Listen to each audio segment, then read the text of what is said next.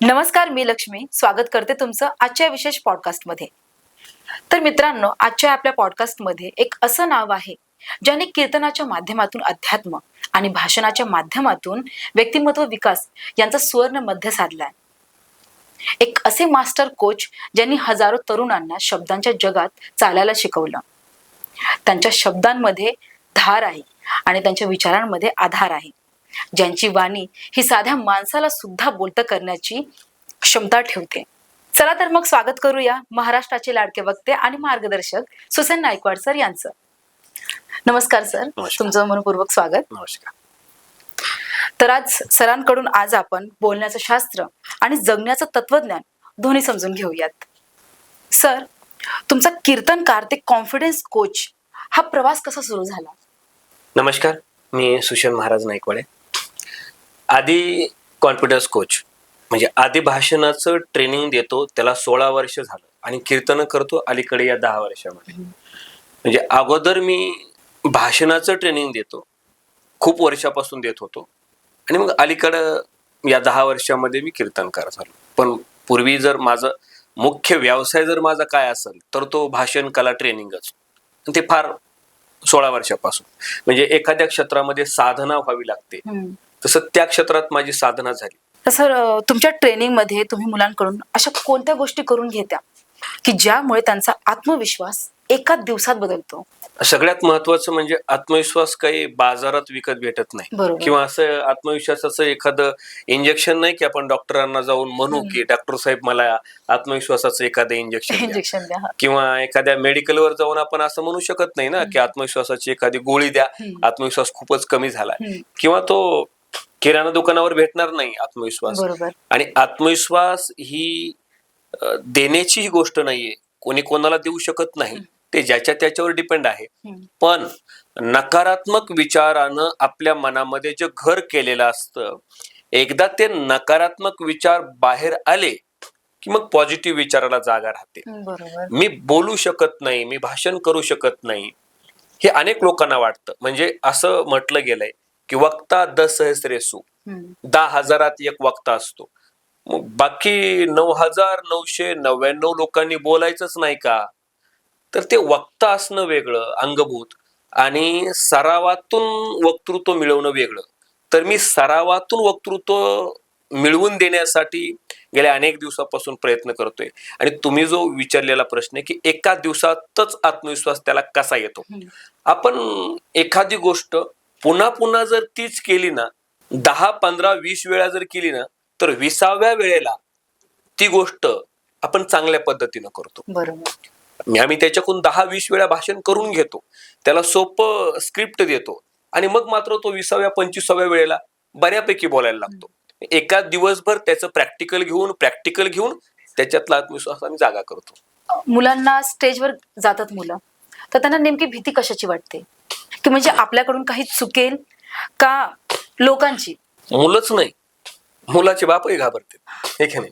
मुलं तर घाबरतात, मुलं तर मुलंच आहेत, पण मुलाच्या बापाला सुद्धा बोलता येत नाही, मुलाच्या आजोबाला बोलता येत नाही. वक्तृत्व कला ही वयावर डिपेंड नाही. मुलगा असला तरी घाबरणार आहे, मुलगी असली तरी घाबरणार आहे, वयस्कर असला तरी घाबरणार आहे, तो तरुण असला तरी घाबरणार आहे. भीती कशाची आहे हा फार छान प्रश्न आहे. म्हणजे लोकांना हेच माहित नाही आणखीन की भीती कशाची आहे. भाषण तर करा वाटते, प्रत्येकाला भाषण करा वाटतं, पण मला भीती वाटते हे माहिती आहे त्याला, मला भीती वाटते. पण भीती कशाची वाटते असं विचारलं तर तो म्हणतो नाही मला माहित नाही, भीती वाटते. पण माहित नाहीये पण भीती वाटते. तर सगळ्यात महत्वाचं आपलं अज्ञान उघडं पडतं की काय याची भीती वाटते. प्रत्येकाला आपलं अज्ञान नाही उघडं करायचं. प्रत्येक माणसाला आज जगामध्ये किती हुशार आहे ना ते जगाला सांगायचंय, पण मी किती अज्ञानी आहे ना हे जगापासून त्याला लपवायचंय. आणि म्हणून तुमचं अज्ञान उघडं पडतं की काय याची भीती जास्त आहे. दुसरी गोष्ट, आपण ती गोष्ट पहिल्यांदाच करतोय. पहिलं कारण तर अज्ञान उघडं पडलं तर म्हणजे आपण म्हणतो ना आहे ती इज्जत घालायची नको. प्रत्येक माणसाला आपला इज्जत मिळावी वाटते, पण आपली इज्जत जर गेली तर मग ते वाईट वाटतं. म्हणून अज्ञान उघडं पडू नये ही एक भीती आहे. आणि दुसरी गोष्ट, आपण ती गोष्ट पहिल्यांदाच करतोय, पहिल्यांदा करत असल्या कारणानं एक ते डिप्रेशन आहे की अरे आयुष्यात कधी नाही केलं ते आणि आता पहिल्यांदाच करतोय म्हणून. म्हणजे दोन गोष्टी आहेत, भाषणाची भीती वाटण्याचे दोन महत्वाचे कारण. जगात आजही 90-95% लोकांना भाषण करता येत नाही, स्टेजवर जाऊन बोलता येत नाही. त्याचं सगळ्यात महत्वाचं कारण म्हणजे त्याची भीती आहे. आणि ती भीती का वाटते याचं महत्वाचं कारण म्हणजे अज्ञान उघड पडण्याची भीती, आणि दुसरी गोष्ट तो पहिल्यांदाच जातोय म्हणजे नवखा आहे म्हणून भीती. या दोन कारणांना भीती वाटते. तर लोकांनी नाव ठेवलं तर याची पण भीती असते.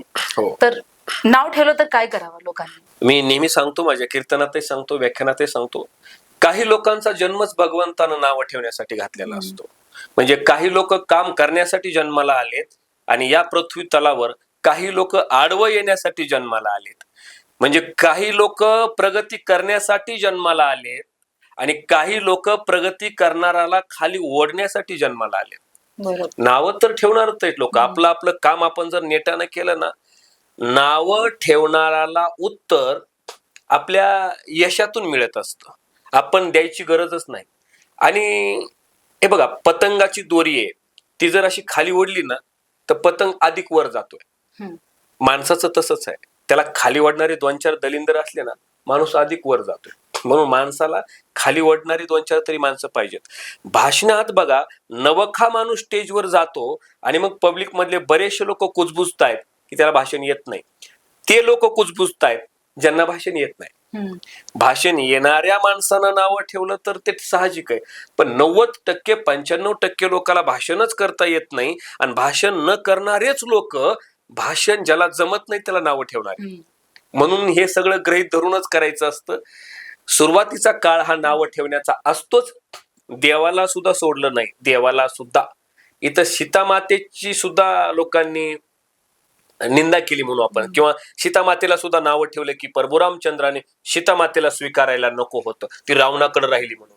त्यामुळे तुमचं आमचं काय, तुम्ही आम्ही तर कुठल्या झाडाचे पान. त्यांना अग्निपरीक्षा द्यावी लागली, त्यांना सुद्धा अग्निपरीक्षा द्यावी लागली. म्हणजे लोकांनी देव सोडला नाही तर आपल्याला कोण सोडणार आहे. म्हणून नावं ठेवणार ठेवत राहतील. आपण मात्र, मी नेहमी बोलत असतो, ज्याला चांगलं भाषण शिकायचंय ना त्यांनी सुरुवातीच्या काळात थोडं निर्लज्ज झालं पाहिजे. लाज बाजूला ठेवायची आणि व्यासपीठ ताब्यात घ्यायचं, माईक ताब्यात घ्यायचं. कारण हे जग बोलणारच आहे, बोलेल तोच टिकेल. अथवा या जगाच्या बाजारात न बोलणारा माणूस बेभाव विकेल, अर्थातच त्याला भाव राहणार नाही. म्हणून ते लोकांचे बोलत राहतील, आपण आपलं काम करत राहायचं.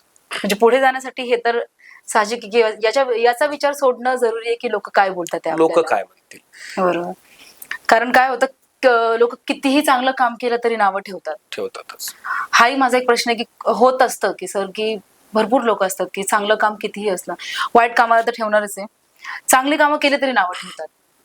त्याबद्दल तुमचं काय मत आहे? ती आपल्यासाठी अधिक मोठी संधी आहे. जर तुम्ही चांगलं काम करू नये, काही लोक जर नावं ठेवत असतील तर तुम्हाला अधिक चांगलं काम करण्यासाठी स्कोप मिळतो. एक गोष्ट लक्षात ठेवा, चांगलं काम करू नये लोक तुम्हाला नावं ठेवीत असतील तर मग तुमचा भगवंत तुमची परीक्षा घेतोय, तू अधिक चांगलं काम कर. कारण नावं ठेवणाऱ्या लोकांचे आपल्यावर फार मोठे उपकार आहेत. तुम्हाला नावं ठेवणाऱ्या लोकांचे तुमच्यावर फार मोठे उपकार आहेत. कारण ते नावं ठेवतायत म्हणून त्यांच्या भीतीपोटी आपण चांगले वागतोय.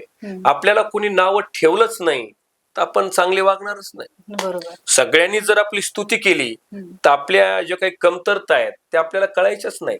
आणि लोक बघा, माणूस चांगला कधी वागतो, लोक नावं ठेवतील या भीतीनं तो अधिक चांगलं वागण्याचा प्रयत्न करतो. म्हणजे तुम्ही जर लोक नावं ठेवतील या भावनेतून चांगलंच काम करत असाल तर ते त्या लोकांमुळे करताय जे लोक तुम्हाला नावं ठेवतायत. म्हणजे त्यांचे सुद्धा आपल्यावर उपकाराच आहेत की ते तुला अधिक चांगलं काम कर, अधिक चांगलं काम कर. आणि त्यांच्यामुळेच माणसाची प्रगती होते. माणसाची प्रगती ही माणसाची स्तुती केल्यावर होत नाही. माणसाची प्रगती माणसाला नावं ठेवल्यामुळेच होते. नावं ठेवणाऱ्याच्या भीतीपोटी आपण जर चांगलं काम करत असू तर नावं ठेवणारे आपल्या आयुष्यामध्ये मग ते गॉड गिफ्ट म्हणायला हरकत नाही. पण तसा विचार केला तर, आणि मी मगाशी बोलल्याप्रमाणे ते भगवंतानच पाठवलेले, देवानं त्यांना जन्मालाच घातलेलं आहे. फक्त फरक एवढाच आहे, देवानं त्यांना काम खूप वाईट दिलंय आणि आपल्याला खूप चांगलं दिलंय. हम्म. त्यांना नावं ठेवण्याचं काम दिलंय, कारण नावं ठेवणारी माणसं कधी मोठं होत नाहीत आणि मोठी होणारी माणसं कधीच कोणाला नावं ठेवत बसत नाहीत. आणि म्हणून ते त्यांचं काम करतात. आपण आपलं काम करा. किती चांगलं काम केलं आणि लोक जर तुम्हाला नावं ठेवीत असतील तर अधिक चांगलं काम ईश्वर तुमच्याकडून करून घेणार आहे असं समजून जावं. आणि यामध्येच जळणारी लोक जी असतात त्यांच्याविषयी तुम्ही काय सांगाल? काही लोक असे आहेत त्यांना स्वतःची काही प्रगती करता येत नाही. हम्म. आणि मग तुम्ही जर निरीक्षण केलं ना तुमच्यावर कोण जळतंय, हम्म. तुम्ही बारीक जर ऑब्झर्व केलं ना पाठीमागा जाऊन, तर आपल्यावर कोण कोण जळतंय. तर ही जळणारी लोक ती आहे जे तुम्हाला जमलं तर त्यांना कधीच जमत नाही. जे बरोबर. आपल्याला जमतं त्या लोकांना ते जमत नाही म्हणून ते नावं ठेवतायत. म्हणजे जळणारे लोक कोण आहेत हे जर ओळखायचं असेल तर साधा सोपा नियम आहे. आपली प्रगती ज्या क्षेत्रात झाली ते क्षेत्र त्यांना कधीच जमू शकत नाही म्हणून त्यांनी जळायला सुरुवात केली. पुणे मुंबई सारख्या मेट्रो सिटीला भाषण कला प्रशिक्षणाचे ट्रेनिंग चालू आहेत. तर खरंच ट्रेनिंग घेतल्यावर माणूस भाषण करायला लागतो का? हे बघा, पूर्वी पोहण्याचं ट्रेनिंग नव्हतं. हम्म. आम्ही नदी नाल्यामध्ये, ओढ्यामध्ये, विहिरीमध्ये उड्या मारून पोहायला शिकलो. पूर्वी ट्रेनिंग नव्हतं. पूर्वी भाषणाचं बी ट्रेनिंग नव्हतं. आम्ही असेच भाषणं शिकलो त्या काळामध्ये. बऱ्याचशा गोष्टी आहेत की आता त्याचं ट्रेनिंग चालू झालंय आणि त्याचा फायदा घेतला पाहिजे. तर ट्रेनिंग घेतल्यानंतर माणूस भाषण शिकतो का असा प्रश्न तुम्हालाच काय तर अनेक लोकांना पडलाय की हे उपजतच असतं बाबा, वक्ता दसच रेसू आणि मग कुठं ट्रेनिंग न होईल का, ते तर अंगभूत असावं लागतं. तर असं काही नाही. वक्त्याच्या अंगभूत असलेला गुण वेगळा आणि काही लोकांना ते अंगभूत नसतंच मुळात. काही लोकांना ते मिळवावं लागतं. म्हणजे वक्ता दोन प्रकारचा होऊ शकतो. काही वक्त्यांकडे अंगभूत आहे आणि काही लोकांना ते प्रयत्नपूर्वक मिळवावं लागेल. आता प्रयत्नपूर्वक मिळवणाऱ्यामध्ये तुम्ही महात्मा गांधीजींचं नाव त्याच्यामध्येच येतं की वक्तृत्व हे अंगभूत महात्मा गांधीजींना नव्हतं, ते त्यांनी मिळवलं. अमिताभ बच्चन कुठल्या एका वाहिनीवर आवाजाच्या टेस्ट मध्ये नापास झालते. ते तर फार मोठे अभिनेते झाले. म्हणजे या सगळ्या गोष्टी सगळ्यालाच मिळत नाहीत, पण प्रयत्नपूर्वक वक्ता होता येतं जरी तो दसहस्रेसू नसला तरी. म्हणजे अंगभूत तो गुण त्याच्यात नसला तरी प्रयत्न जर केले, असाध्य ते साध्य करिता सायास कारण अभ्यास तुका म्हणे. तुमचे प्रयत्न जर तगडे असतील ना तर ते मिळवता येतं. आता सगळ्यांनाच प्रयत्न करणं एवढं आपण घासणं म्हणतो एवढं शक्य होत नाही. इतका सराव करणं म्हणतो शक्य होत नाही. मग अशा लोकांना सोप्या सोप्या काही टेक्निक वापरून आणि योग्य ते ट्रेनिंग घेऊन, आता मी याच्यामध्ये महत्वाचा शब्द बोलतो, योग्य त्या माणसाकडून ट्रेनिंग घेऊन जर तो शिकला तर लवकर शिकू शकतो. कारण आता इकडे पुणे मुंबईला काही पण विकतं. यहाँ सब कुछ बिकता है दोस्त तो रहना जरा संभाल के, आणि बेचने वाले तो हवा भी बेचते हैं गुब्बारों में डाल के. यहाँ सच बिकता है, झूठ बिकता है, बिकती है हर कहानी, तीनों लोगों में फैला है, फिर भी बॉटल में बिकता है पाणी. क्या बात आहे. पाणी सुद्धा विकलं जातं. सगळीकडे पाणीच आहे, विकलं जातं ते पाणी.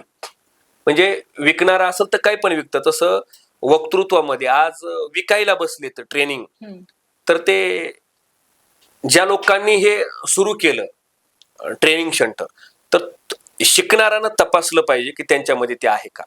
म्हणजे तो म्हणत असेल की सभा आम्ही घडवतो, सभा गाजवणारा वक्ता, मग त्यानं कुठली सभा गाजवली का हे आपण पाहिलं पाहिजे. तो म्हणतो की निर्भीडपणे हजारो लोकांसमोर भाषण करायला शिका, तर तो स्वतः निर्भीडपणे हजारो लोकांसमोर बोलतोय का हेही कुठंतरी पाहिलं पाहिजे. म्हणजे एमपीएससी युपीएससी क्रॅक करू शकला नाही, तो एमपीएससी युपीएससीचं ट्रेनिंग देतो. अशी परिस्थिती आहे. जो भाषणामध्ये पुढे जाऊ शकला नाही तो भाषणाचं ट्रेनिंग देतो. आपण त्या क्षेत्रातला खरंच त्याला अनुभव आहे का याचा विचार करून जर त्याच्याकडे ट्रेनिंग घेतलं तर नक्कीच त्याचा अनुभव आपल्या कामाला येईल. अनुभव आलिया अंगात ते या जगात येत असे, त्याचा अनुभव आपल्या कामाला येतो. म्हणून ट्रेनिंग अशा माणसाकडून घेतलं पाहिजे, त्याला वक्तृत्वाचं नॉलेज असलं पाहिजे, मग मात्र घडतो. आणि पुणे मुंबईला ते थोडस दुर्मिळ आहे, कारण एक योग्य माणसाकडून घेणं, फार बोटावर मोजण्या इतकी माणसं आहेत की ते स्वतः वक्तृत्व मिळवू शकले, मग ते चांगल्या पद्धतीने देतील. बाकी तर मग काय विकायला बसलेले सगळे. आणि सर तुमच्या ट्रेनिंग मधून बाहेर पडलेलं एखादं मूल जेव्हा मोठं होतं तेव्हा तुम्हाला काय वाटतं, म्हणजे त्यावेळेस तुमच्या भावना कशा असतात? जगात असे दोनच माणसं आहेत की मोठं झालेलं त्यांना बघवतं. हम्म. कोणी मोठं होताना जर कोणाला आनंद होत असेल तर ते दोनच माणसं आहेत. एक म्हणजे तुमचे आई वडील आणि दुसरं म्हणजे तुमचे गुरु. गुड. आई वडिलांना कधीच मुलगा कितीही मोठा झाला तरी त्याच्याबद्दल ईर्ष्या नसते हम्म. आणि ते आई वडिलांना चांगलंच वाटतं. तसं तुमच्या गुरुला सुद्धा तुम्ही किती मोठे झालात तरी त्यांना ते चांगलंच वाटतं. आणि म्हणून आपल्याकडे शिकलेला माणूस कुठंतरी झेडपी मेंबर होतोय, आमदार होतोय, खासदार होतोय, राजकारणामध्ये यश मिळवतोय, असं जर झालं तर नक्कीच त्याचा आनंद म्हणजे गगनात मावत नाही असा आनंद. होतच. तर म्हणजे ठरवलं तर एवढं आहे की कळलं की ठरवलं तर सगळं होऊ शकतंय प्रयत्न आणि सरावाने. सर तुम्ही व्याख्याते आहात, तर छत्रपती शिवाजी महाराजांकडून तुम्ही कोणती प्रेरणा घेता? शिवाजी महाराजांच्या आयुष्यामध्ये फार मोठा प्रसंग आला होता हम्म. आणि त्या ठिकाणी त्यांनी धीरोदात्तपणे आणि खंबीरपणे जे बाजू सांभाळली ती म्हणजे तुमचं सगळं संपलंय आणि पुन्हा एकदा भरारी मारायची आहे, तो पुरंदरचा तह. हम्म. सगळं संपलं होतं. मिळवलेले स्वराज्यातले सगळे किल्ले शिवाजी महाराजांनी परत करावे लागले नाविलाजाने आणि शहाजीराजेंची सुटका करून घेतली आणि पुन्हा एक एक किल्ला मिळवायला सुरुवात केली. मी इथं शिवाजी महाराजांकडून एक गोष्ट फार मोठी शिकण्यासारखी आहे. तुमच्या आयुष्यात तुम्ही जे काही मिळवलंय ते कधी जर संपलं नाही एकदाच सगळं, कारण कधी कोणाच्या आयुष्यात कुठला क्षण येईल सांगता येत नाही. जर कधी तुम्ही मिळवलेली एखादी गोष्ट सगळी संपून गेली तर निराश होऊ नका. ती गोष्ट पुन्हा पुन्हा मिळवण्याचा प्रयत्न करा. सगळं संपलंय आणि पुन्हा भरारी मारली जाते, हे शिवचरित्रातलं अतिशय प्रेरणा देणारा तो प्रसंग आहे आणि तो प्रसंग मला खूप भावला. सर थोडंसं मी राजकारणातलं विचारू इच्छिते की तुम्ही राजकीय कार्य करताना काय आवाहन कराल? सध्याची राजकीय परिस्थिती फार बिकट झाली आहे. म्हणजे आता किळसवाणं राजकारण म्हणतो आपण आणि ते महाराष्ट्रामध्ये सगळीकडे चालू आहे. म्हणजे चीड येते एखाद्या सामान्य माणसाला. राजकारणाकडे पाहिलं, राजकीय नेत्यांकडे पाहिलं की आता किळस यायला लागली, इतकं गलिच्छ राजकारण झालंय आणि म्हणून त्याच्यामध्ये आपल्याला सरळ सरळ दिसतंय की कार्यकर्ता होरपाळतोय. कोण कुठला पक्ष कुणासोबत जाईल, कोण कुठला नेता कुठल्या पक्षात जाईल सांगता येत नाही आणि त्याच्यामध्ये होरपळला जातोय तो कार्यकर्ता. म्हणून कार्यकर्त्यानं आता नेत्यांच्या मागं पळण्यापेक्षा माझं आव्हान असेल सगळ्याच राजकीय पक्षांच्या कार्यकर्त्याला की कार्यकर्त्यांनी आता नेत्यांच्या मागे टाईट इस्त्रीचे कपडे घालून नेत्यांच्या मागे पळण्यापेक्षा, बघा, कार्यकर्त्यांनी टाईट इस्त्रीचे कपडे घालून नेत्यांच्या मागे पळण्यापेक्षा फाटके कपडे घालून स्वतःचा व्यवसाय चालू करावा. तो व्यवसाय त्यांना तारणार आहे, नेता त्यांना तारणार नाही. आणि ही वस्तुस्थिती आहे. महाराष्ट्रातले अनेक कार्यकर्त्यांचं आर्थिक दिवाळं निघलेलं आहे. म्हणजे संपलेले आहेत कार्यकर्ते. तुम्ही जर ऑब्झर्व केलं तालुक्या लेवलला, गाव लेवलला, तर कार्यकर्ता फार संपून गेलेला आहे, बुश झालेला आहे कार्यकर्ता, उद्ध्वस्त झालेला आहे घराघरातून. आणि तरी सुद्धा कार्यकर्त्याच्या डीपीला नेत्याचा फोटो आहे, तरी सुद्धा कार्यकर्ता नेत्याची स्टोरी ठेवतोय, तरी सुद्धा कार्यकर्ता बापाला मानत नाही एवढा नेत्याला मानतोय. बरोबर. त्याचा डीपी ठेवणं, त्याची स्टोरी ठेवणं, त्याला प्रेरणास्थान म्हणणं. आणि म्हणून कार्यकर्त्यानं नेत्यांना प्रेरणास्थान मानण्यापेक्षा आपली प्रेरणा एकच, राजा शिवछत्रपती, अशी जर ठेवली तर तो त्याचं स्वराज्य एक ना एक दिवस उभा केल्याशिवाय राहणार नाही. आणि म्हणून कार्यकर्त्यानं नेत्याचा, जसा नेत्यांनी कार्यकर्त्याचा कामापुरता उपयोग करून घेतला, तसं इथून पुढे कार्यकर्त्यांनी सुद्धा नेत्यांचा फक्त कामापुरताच उपयोग करून घेतला पाहिजे आणि आपल्या व्यवसायात आपण लक्ष घातलं पाहिजे. तर आपण टिकणार आहे आणि तर आपल्या आईवडिलाचे दिवस चांगले येणार आहेत. नाही तर आपल्या आईवडिलाचे सुद्धा वाईट दिवस यायला वेळ लागणार नाही या राजकारणाच्या पायी. सर जसं तुम्ही आता बोलले की राजकारण हे गलिच्छ राजकारण आहे, तर पुतळ्या मागेही काही राजकारण चाललंय का, की पुतळे बसवून मराठा समाजाला एकटं पाडण्याचा प्रयत्न होतोय का? जशी तुमच्या मनात शंका आहे तशी महाराष्ट्रातल्या सगळ्या सामान्य मराठ्यांच्या मनात सुद्धा ही शंका आहे की पुतळ्यामुळं तो समाजच एकटा पडतोय सध्या. म्हणजे आत्ताची सध्याची परिस्थिती अशी आहे, पुतळे तर बसले पाहिजेत, महापुरुषांचे पुतळे असावेत, पण ज्या महापुरुषांनी 18 पगड जातीच्या लोकांना एकत्र केलं, त्या महापुरुषांच्या स्मारकामुळं जर जाती जातीमध्ये दरी निर्माण होत असेल आणि पुतळ्यांच्या आडूनही राजकारण जर होत असेल, तर ते पाप आपल्या हातून व्हायला नको. म्हणून पुतळा असावा, पण तो सगळ्या जाती धर्माच्या लोकांना एकत्र करून असावा. आपल्यामुळं शिवाजी महाराजांचा द्वेष इतरांनी कुणीच करू नये. ते सगळ्यांचं आराध्य दैवत आहे. आणि कुठंतरी आपल्या यामुळं शिवाजी महाराजांना सुद्धा लोक तिरस्कार जर करायला लागले, तर शिवाजी महाराजांपासून लोक आपल्यामुळं तुटायला लागलेत. आणि म्हणून हे पाप आपल्या हातून होऊ नये. याच्या पाठीमागं सुद्धा एक राजकारण दडलंय, अशी शंका महाराष्ट्रातल्या सगळ्याच लोकांना येते आता. सगळ्याच लोकांना, की कुणीतरी जाणून बुजून एसी मध्ये बसून प्लॅन करतंय का काय. जशी तुमच्या मनात शंका आहे, तशी महाराष्ट्रातल्या सगळ्या लोकांच्या मनामध्ये ही शंका आहे, की याच्या पाठीमागं कुणाचं काहीतरी षडयंत्र आहे की काय.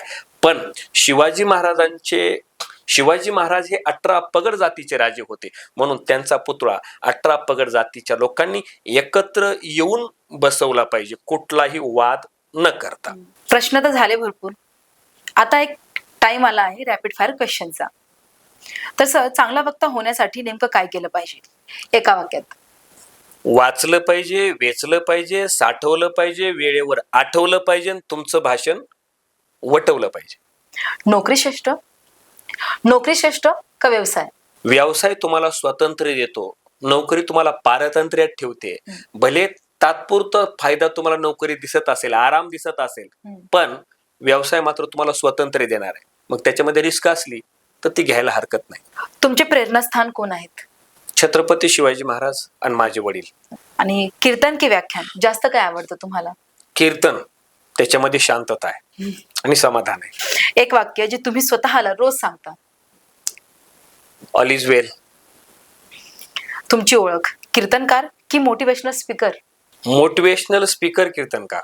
अरे वा सर, तुम्ही कीर्तनकार आहात म्हणून हा प्रश्न विचारते मी, की आता जसं भोंदू बाबा खूप समोर येत आहेत, उदाहरणार्थ खरात, त्यामुळे अंधश्रद्धाही खूप वाढल्या आहेत, ज्या की आता समोर आल्यात भरपूर गोष्टी. तर या संप्रदायाशी काही संबंध आहे का सर त्यांचा? पहिली गोष्ट, खरातचा संप्रदायाचा दुरूनही कुठं संबंध नाही. संप्रदाय वेगळा, खरातचं प्रकरण वेगळं. लोक ग्रोथ व्हावी, एक गोष्ट लक्षात घ्या. खरात प्रकरण काय, लोक व्यवसायात ग्रोथ व्हावी म्हणून खरातकडे जात होते. आणि असे लोक जात होते, ते श्रीमंत आहेत पण बुद्धीनं श्रीमंत नाहीयेत. लक्षात ठेवा, श्रीमंत असणं वेगळं आणि बौद्धिक श्रीमंती त्यांच्याकडे कमी होती म्हणून तिथं जात होते. पहिली गोष्ट, आपली ग्रोथ कशी झाली पाहिजे हे आपल्याच हातात आहे, कुणाच्याही बाबाच्या बोंधूच्या हातात नसतं. तूच आहेस तुझ्या जीवनाचा शिल्पकार. काही लोक जात होते मग मूल बाळ होण्यासाठी. तर तुकोबारायनं 400 वर्षापूर्वी सांगितलंय की 900 कन्यापुत्र होती तरी का करणे लागे पती. तुम्हाला नवसानं सायासानं मुलं होत नाहीये. कुणाकडे बाबाकडे जाऊन काहीतरी गंडा दोरा बांधून जादूटोना करून या गोष्टी मिळत नाहीयेत. मुलं असेल, पैसा असेल, प्रसिद्धी असेल आणि व्यवसायामधली ग्रोथ असेल, ही आपल्या हातात असते. ही कुठल्या बाबाच्या हातात नसते, कुठल्या बोंधूच्या हातात नसते. आणि वारकरी संप्रदाय कधीच अंधश्रद्धेला मानतच नाही. उलट अंधश्रद्धेवर प्रहार केलेले आहेत वारकरी संप्रदायामध्ये. वारकरी तो वार करतोय अशा बोंधू बाबावर. ऐसे कैसे झाले बोंधू, कर्म करुणी म्हणती साधू अंगा लावून या राख. ते तुकोबारायने कधीच झापलंय त्यांना, आणि तेच येते हे, बाकी काय आहे. हे संप्रदायाचा आणि यांचा दुरूनही संबंध नाही, पण ते आज संप्रदायाच्या पाठीमागं लपतायत, हे मात्र सत्य आहे. आणि आज शिकलं पाहिजे आपण की अशा लोकांच्या मागं लागून आपण अंधश्रद्धेला अधिक अधिक पोचतोय. आणि म्हणून कुणीही याला बळी पडायला नको. तुमची आई वडील तुमचे सगळ्यात मोठे गुरु आहेत. तुमच्या आई वडिलांना सांभाळा, तुमची ग्रोथ सगळ्यात जास्त तिथे आहे. बरोबर सर, तुम्ही खूप छान संदेश दिला सगळ्यांना. आणि खरं तर महाराजांचे विचार ऐकताना वेळ कसा निघून गेला हे काही समजलंच नाही. एक अध्यात्म, समाज प्रबोधन आणि प्रभावी संवाद कौशल्य यांचा इतका सुंदर संगम आज आपल्याला अनुभवायला मिळाला. सर, तुम्ही आपला अमूल्य वेळ काढून आमच्याशी संवाद साधला याबद्दल तुमचं मनपूर्वक धन्यवाद. Okay, thank you.